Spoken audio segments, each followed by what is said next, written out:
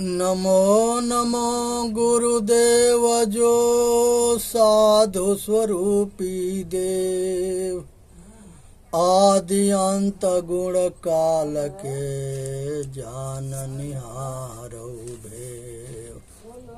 साहे बंदगी, साहे बंदगी, साहे बंदगी। हमारे उपनिषद 108 है, उसमें ज्यादातर से जो है आत्मज्ञान उपनिषद ये कहता है, ये सभी ऋषि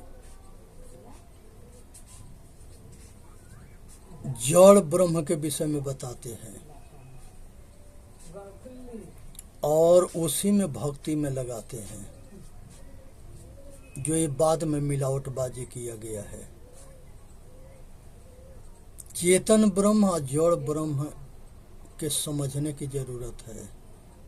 यही जड़ अचेतन के गांठ पड़ गया है। जड़ चेतन ग्रंथि पड़ गई, छूट नहीं, अधिक अरुझाई। इसको जो खोलने जाता है वही फंस जाता है।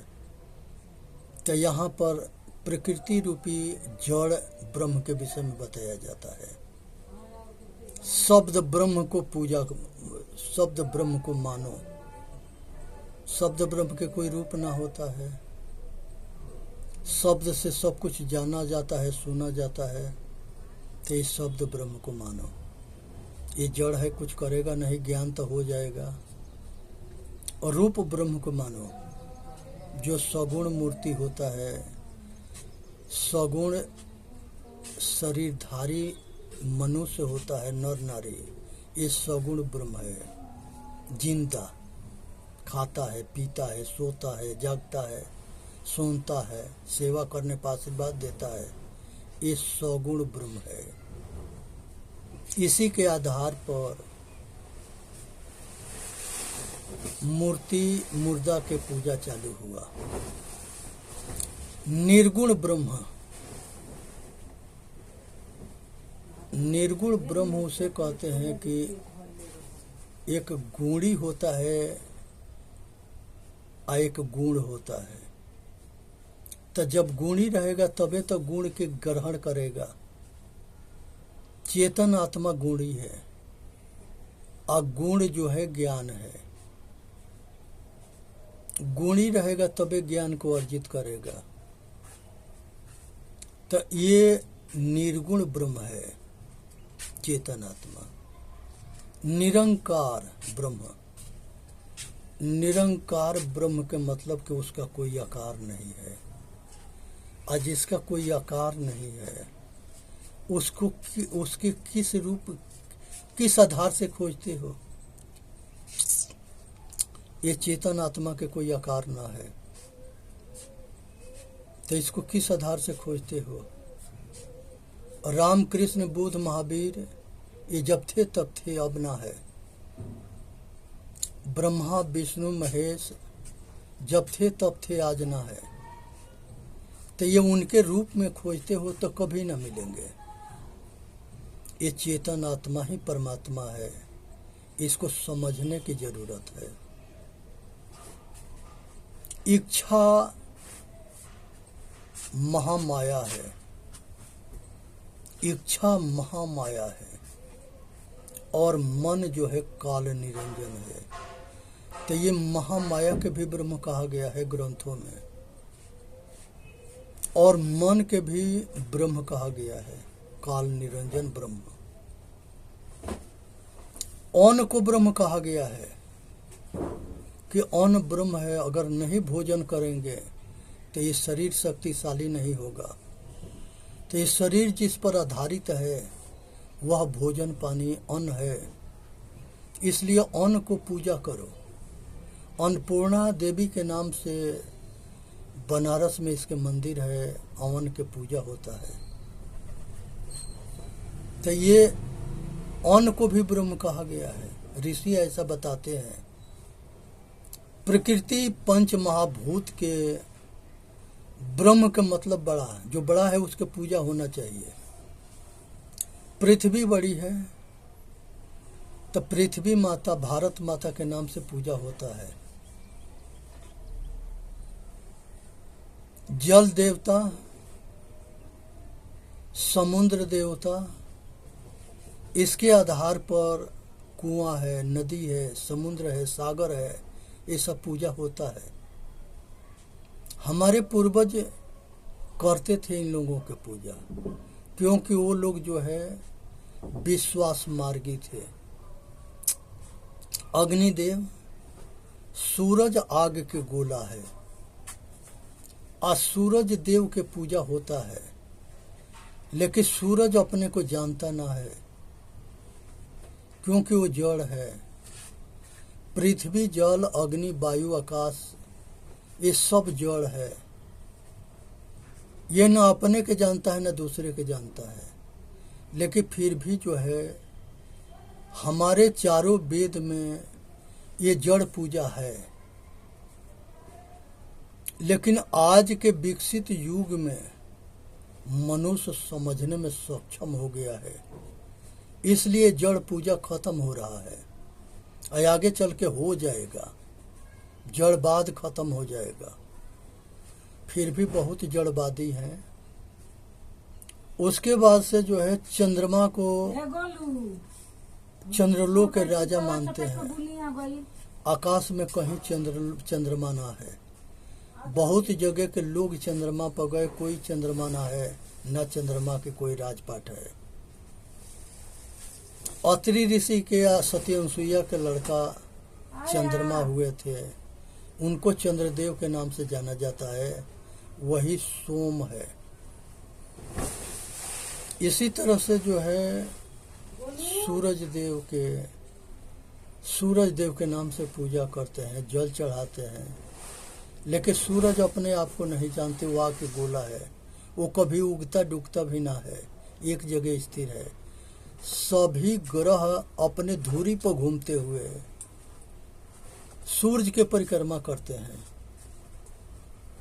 पृथ्वी के और सूरज के बीच में चंद्रमा आता है, तो जहाँ से पृथ्वी से दिखाई ना देता है तो वो चंद्र ग्रहण होता है। सूरज आता है तो सूरज ग्रहण होता है। इस तरह से जो है कोई राहु केतु ना है जो इसको खा जाता हुआ उगील देता हो। ये मूर्ख बनाया गया है, ऐसा होता ना है, वैज्ञानिक तत्व है। उसके बाद से जो है इंद्रदेव है, जो स्वर्ग के राजा के देवता है। इंद्र जो है इंद्रिय जीत को कहते हैं। जैसे लक्ष्मण जी इंद्रिय जीत थे, ऋषि मुनि इंद्रिय जीत थे। जो इंद्रियों के अपना बस में करता है वो इंद्रिय जीत होता है। प्रजापति जो प्रजा के पालन पोषण करता है वो प्रजापति होता है। इसी तरह से संसार के अंदर जितने देवता के गुरु अंगिरा ऋषि, बृहस्पति ऋषि हुए, इसी तरह से राक्षसों के गुरु शुक्राचार्य हुए। इसी तरह से जो है शुक्राचार्य भृगु ऋषि के लड़के थे और बृहस्पति जी अंगिरा ऋषि के लड़के हुए, जो देवता के गुरु थे। और इंद्र और विष्णु ये दोनों जो है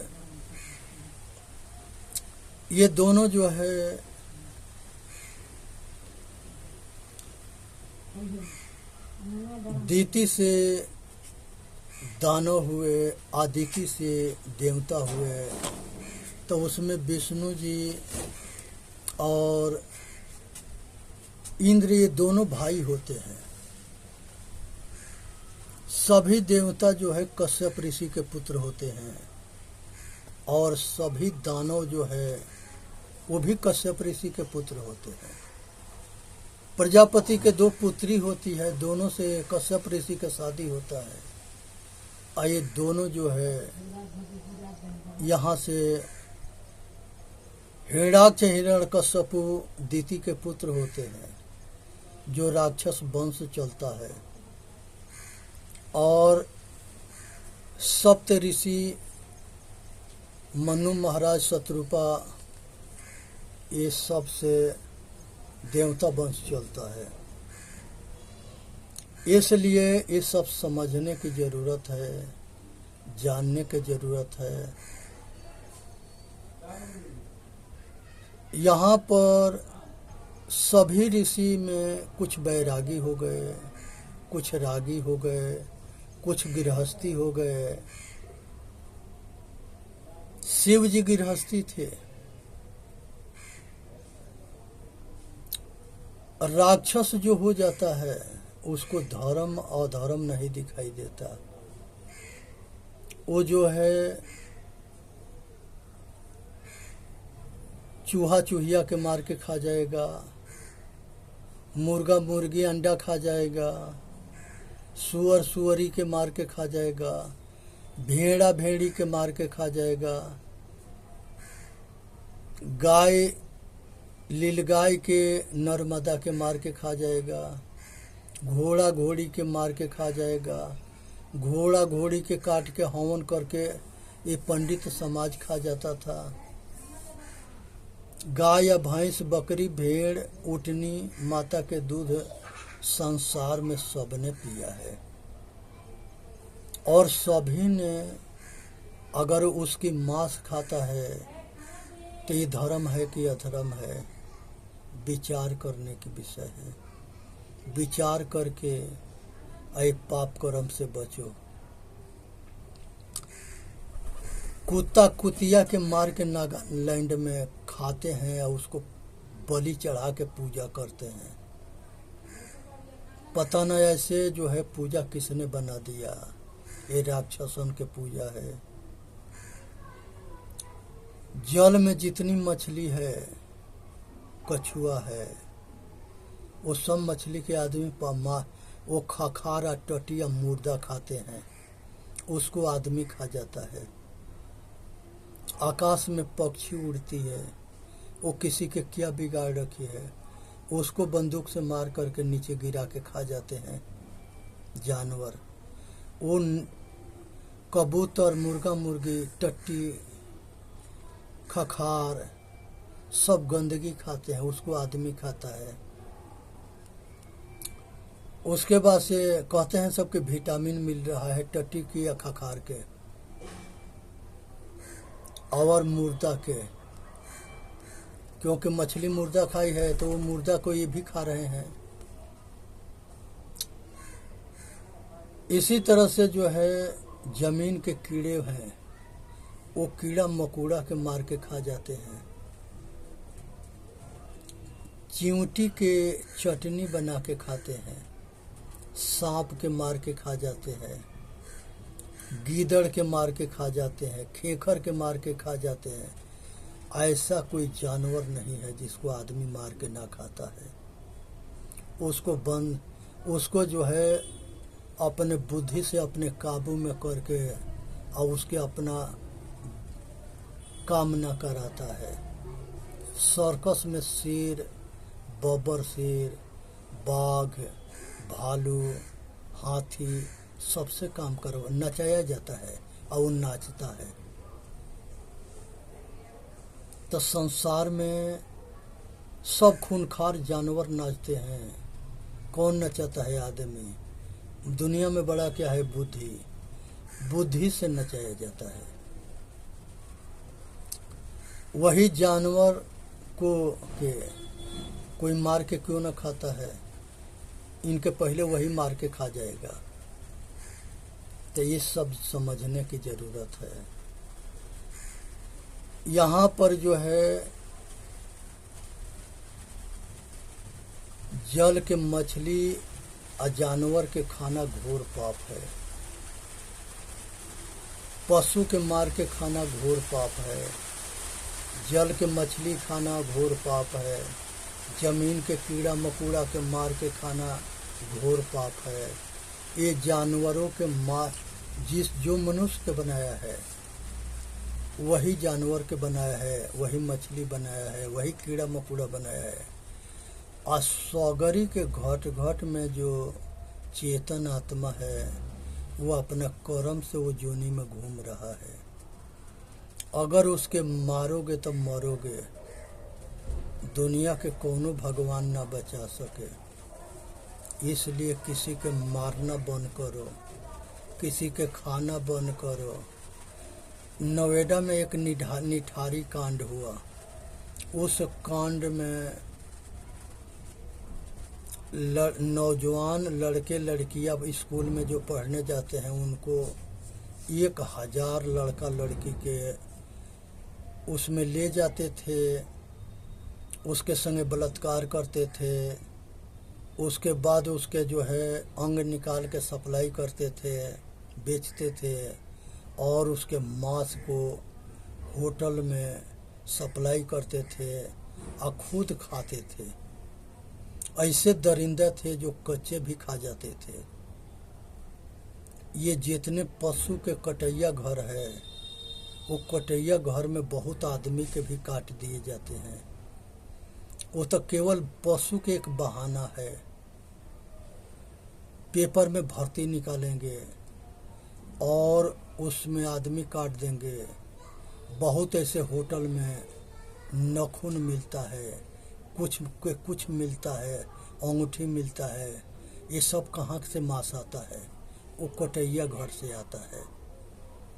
और ये जितने जानवर है, राक्षस हैं, ये जो है इनका कोई धर्म ना है, इनको पैसा चाहिए। और उसको ये पता ना है कि ये पैसा हमारे लोक परलोक खराब कर देगा और हमारा परिवार के जानवर और पशु पक्षी कीड़ा मकोड़ा बनने के लिए मजबूर कर देगा। ये समझ में ना है। पाप के कमाई पापी बना देता है, पुण्य के कमाई पुण्यात्मा बना देता है। जैसा अन्न वैसा मन वैसा ही कर्म। एक अन्न में बड़ा फर्क है।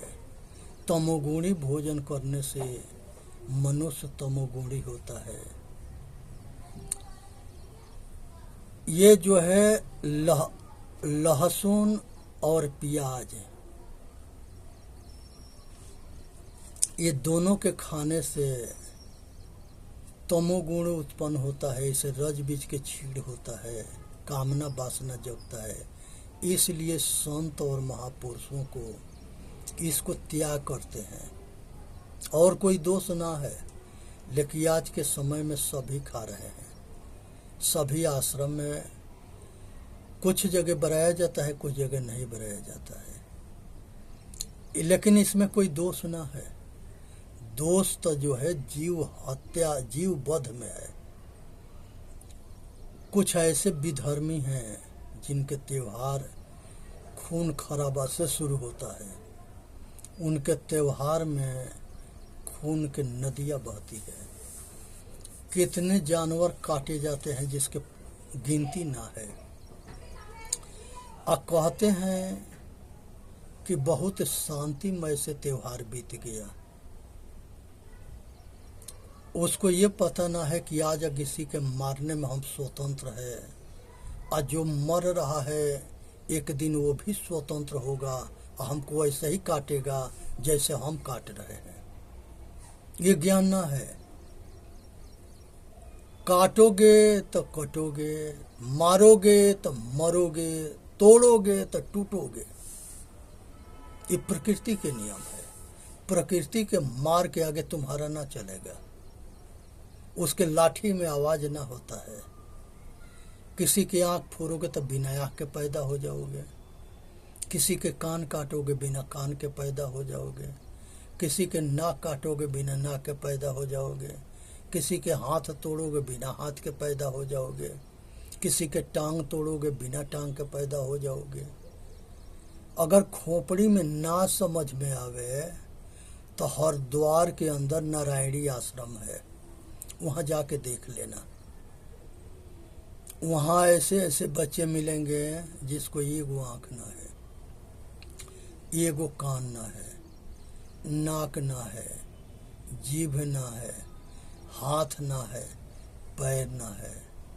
और कोई कोई ऐसे बच्चे मिलेंगे जिसके दोनों आँख ना है, दोनों कान ना है, दोनों नाक ना है, दोनों हाथ ना है और दोनों पैर ना है।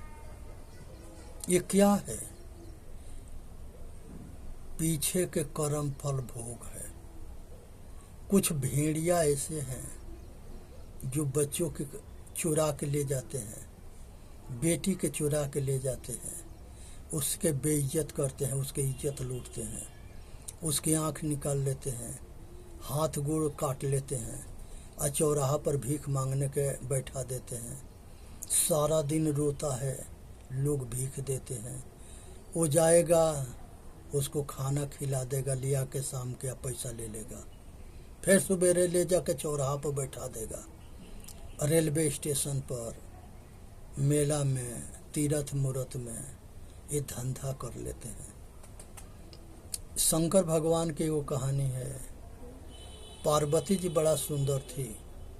भोले बाबा जो है कहे कि आज चलो हम दोनों तीर्थ घूम आवे।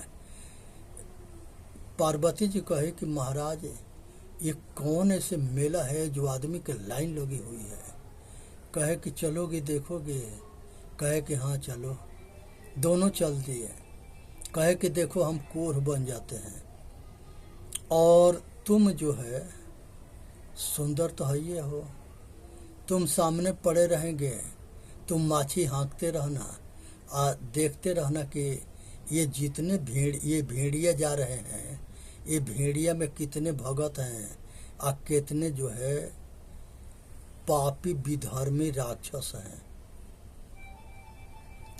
अब वो सुंदर औरत के देख के, खूब सुंदर पार्वती थी, बैठ गई वो सामने, अपना पति कोढ़ बन करके लेट गए और उसी के पकड़ रहे थे, हाँक रही थी माता पार्वती। भोले बाबा कहे कि देखते रहे, दोनों सब मजा ले रहे थे। जो जाता था वो कहता था कि ये कोढ़ी के पीछे क्यों पड़ी है, चलो हमारे संग, हम राजा हैं, महाराजा हैं, सेठ है, जिम्मेदार है, मंत्री हैं, इसके चक्कर में क्यों पड़ी है, चलो। पार्वती देख रही थी कि वास्तव में भोले बाबा सही कह रहे थे। लास्ट में एगो किसान जो है शाम के टाइम में आया और सभी से पार्वती कह रही थी कि ले चलो इनको भी नहवा दो। कोई ना सुना।